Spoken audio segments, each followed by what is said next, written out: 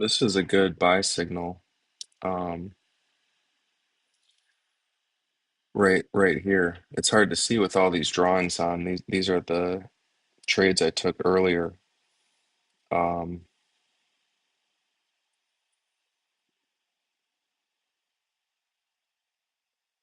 I don't know how to do this. Remove drawings, clear drawings. All right, there it is. Let's clear these out too.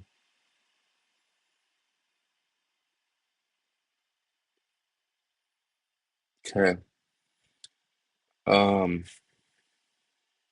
let's start here. It's 11:40. This is the afternoon. The bounce on the 5 minute chart, this is hard to say how you would take this if your time frames are 5 minutes and 2 minutes, because you can see where the buy signal is, and it's a nice bounce. Some people play these Camarilla. This is the support three, and people play these as longs, and this is a good long. It looked like it wanted to break short. I had it marked as, here's the point to get short and so forth. But this looked like a good buy, and it was a good buy. And the 5 minute and the 2 minute both um, look like good signals here. So the question is, how do you ride it? Because if you're trying to ride it, where are you going to get out? Um, So it dipped below 50 and it crossed above 50, and it's stayed above 50. So maybe using the RSI 50 as your entry and exit point on the 5 minute chart. That might be a good way to go. The other idea I had was to, well, you could also use RSI oversold at 30, because the buy signal is basically a lower low. You've got low one right here, and you've got low two right here. Here's the low on the RSI. It makes a V bottom where it drops below 30 and comes back up. And that was a good buy up to here. These were actually the signals I was playing that all the text was on. And, in real time, everything's moving so fast. Sometimes it's just hard to see and it's hard to know. It's almost like being in the game, if you've played sports, and it's like you're in the game, and all of a sudden everything's moving so much faster. Or you're playing golf, and, like, you're at the range and it's nice and everything's slow, and you're working with somebody, and then when you get on the course and it's where you need to compete, now your thinking's a lot faster.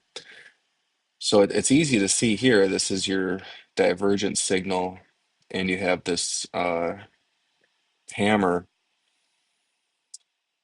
So what I would do in hindsight, and obviously you want to use this and apply it going forward, is our RSI 30 seems to be a pretty good spot to just stay in. Like, now that you bought down here, as long as RSI is above 30, you could just stay in. And if your profit target is up here, then you could take the profits here. Here it's hitting the upper Camarilla point. I think that's a good profit area. You're profiting from the bounce on support three, and you're taking profit at resistance at level four. So the theme with the RSI is that in an uptrend,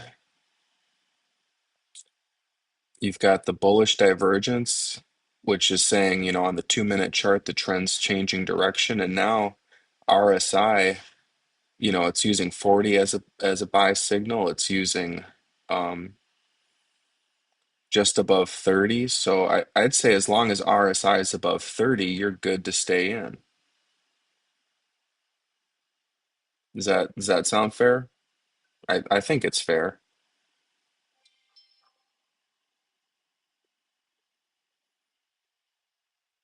if you want to go out of time frame, you can see the bounce on the 15-minute chart's way clearer.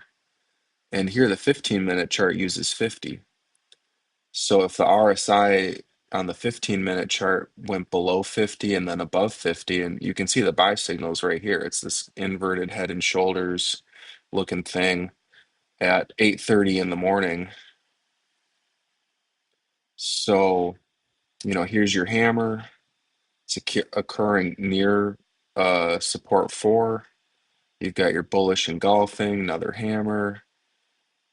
I don't know what this thing is. There's a special name for this pattern. It's like almost a hanging man, but it's not really a hanging man. So this is all pre-market, but you can see your action here. This is a good setup, especially with the cross on the MACD. So honestly, I've been trying to start after the market opens, but clearly seeing this, I think it makes sense maybe to just get up at, 4 or 5 in the morning. Or, sometimes these moves start way later. So this is 8 in the morning. You could get up around here, but you're foggy, you're not really awake. Are you really going to recognize this pattern? So depending on how you are, you get, if you can see this and you trust it, I don't know what you would do. Maybe place your stop back down here. That's still a lot of risk because you've got to wait for the market to open. You don't know if the market's going to drop. Like here, it opens here and starts to drop. That might cause you to want to get out.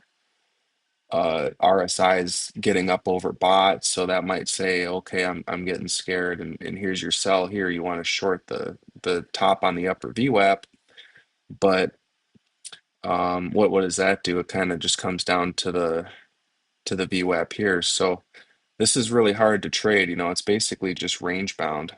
But this move, if you were able to look at it pre-market and say, okay, I'm going to get in here pre-market and get out when it hits, this is telling me right here that it's going to go long at the open. And here it makes its setup, it pulls back. There's your opening range breakup. Let's take profits here. Boom, you're done. Now, let's skip all this chop. Don't even try to play this.